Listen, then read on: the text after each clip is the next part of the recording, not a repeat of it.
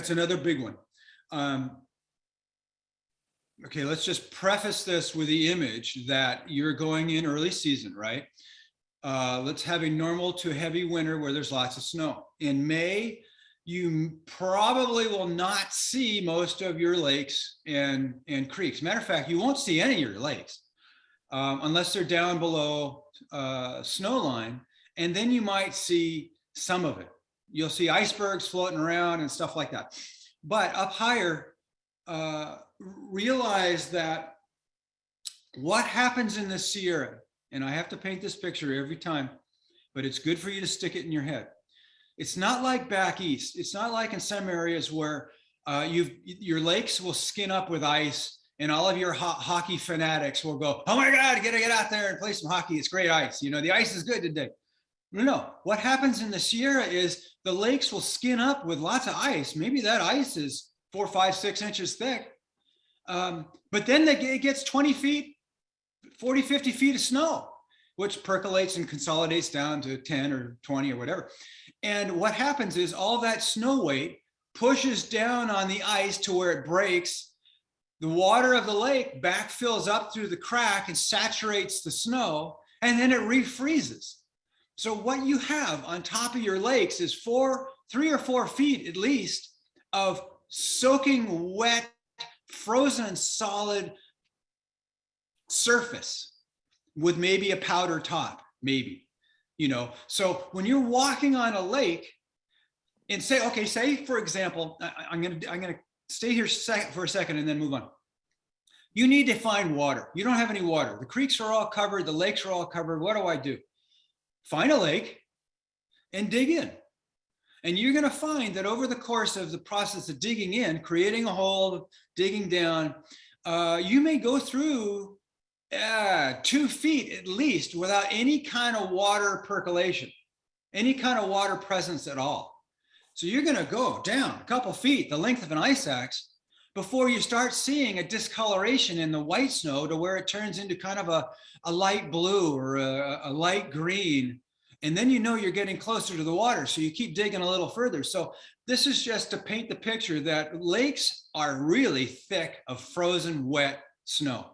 So there's no worries about walking straight across, beeline. We do it all the time. My 100-pound sled, pull it right on across, no big deal.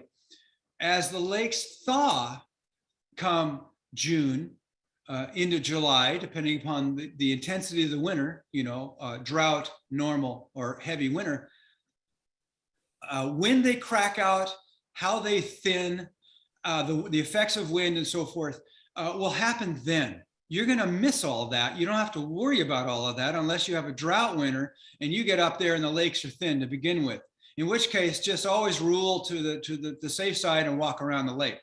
You will learn though that even if they'll crack out around the edge. And so you get these little cracks that run around the edge of the lake and they may be a couple inches wide. You don't see water. You're still looking down 3 or 4 feet or whatever it is of frozen snow.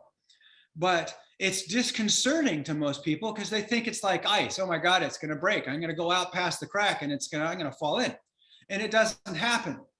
There are a couple other rules of thumb for safe passage on creeks and lakes. One of which is, remember the expression to walk on white. Where the snow is thick, it'll be white in color. Where it is thinner, it'll be a little bit darker in color. There's more, like on a creek, there's more splash up into the underside of the snow bridge. So there's a little more water content in the snow, which will change the color, the way the light goes through the snowpack. So if it looks like, you know, wind transports snow, right? So the wind will create little ridges of high spots on snow. If you know you're on a lake, because the map tells you, and you look around and you don't have any trees, it's a meadow or a lake, assume the worst and walk on white. So wherever the snow is taller, thicker, at least you've got that bit of protection, because if it's white, it's thicker and you've got a better surface, a thicker surface to walk on. When it comes to creek and assessing snow bridges, assume that you don't have a reliable one, first of all. Yeah, okay, you can't see the creek. You can't hear the creek because if the snow is thin, you'll hear it, especially come June when the water volume starts increasing underneath the snowpack. A couple things happen. Not only is there a lot more splash and a lot more under erosion, undercutting of that snow that's bridging the creek, hollowing it out, but you're also going to have a lot more wind, a lot more air movement under that snow bridge, and that's going to hollow it out even more.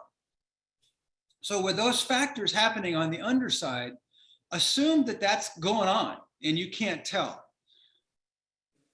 Get down to where the embankment starts to level.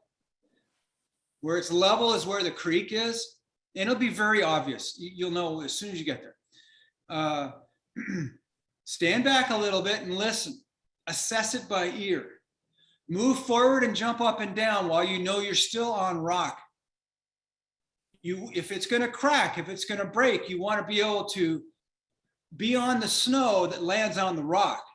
Now, if you're there in May, you maybe have 4 inches of water in the creek, so it's not a big deal anyway.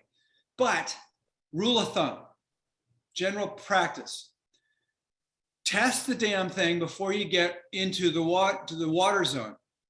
Jump up and down, probe ahead with your poles, stomp your feet, move forward slowly, probe ahead. If it's really iffy, for example, what will happen is because of all this current of moisture and air underneath, cavities will open up to the sky through the snow bridges, through the entire surface that's covering the creek. And you'll have these portholes where you can look down and see the 4 inches of water. And it's through them that you're going to get your water for the night or the day or whatever. And I'm going to tell you right now, if there's much of a snowpack, you're not going to be able to dip your canteen. You're not going to be able to fill a bag or whatever, because it's 3 or 4 feet below the snow surface. And it may be questionable as far as how thick it is anyway. Am I going to lie down on this thing? No. So what you're going to do, and this is what I'm getting to, is as you're stomping your way up to a porthole where you can see the water, you're going to, the objective is to create stairs to get down into the water for getting your water. Otherwise, you're going to need to have a pump with a long tube. So a 4, 5, 6 foot long tube, so you can dangle it over the edge or stuff it down through the hole into the lake water to be able to pump out. Now, if this is a heavy winter, your water sources may be lakes that you're going to have to dig into. If it's a normal winter, come May, you're going to have some open creeks or creeks with those portals where you can see the water. Create stairs going down in there. And like you saw in some recent pictures I posted on my page and Mountain Education's page, even if the snow on the side of the creek falls in, oh my God, you're just going to land onto the bottom of the creek with 4 inches of water going around your little snowberg that you're standing on. You're not going anywhere because the snow is going to clump right onto the rocks. And you're going to say, oh, wow, that was a fun rush. And okay, let's take some water now. So it's not a big deal. It simply just drops. If you have to melt snow, what you're going to do is you're going to start a spoonful at a time. Truthfully, do not get your pot and scoop a bunch of powder snow and stick it over your burner, because what's going to happen is the snow on the bottom of the pot is going to melt. Snow absorbs water fantastically.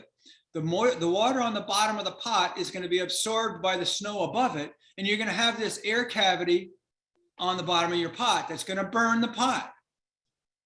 The snow is going to freeze at the rim and simply hang on to the rim, and not drop down. Now, if you start with a spoonful, that melts. Add 2 spoonfuls, that melts. Add 4 spoonfuls, that melts. And that's how you do it. In snow are going to be all kinds of little bits of debris, pine needles, dirt, bugs, sticks, junk like that. Yeah. So once it's melted, you're going to have to filter it. You're going to have to get that crap out. We used to use cheesecloth a long time ago because snow, for the most part, doesn't have a whole lot of contaminant in it. In the spring, there are different types of molds and bacteria that grow on snow. So just scrape that stuff out of the way. It's either pink or different colors, and just scrape it away. Get down to the white snow and melt that. But you're going to need to filter it once it's melted.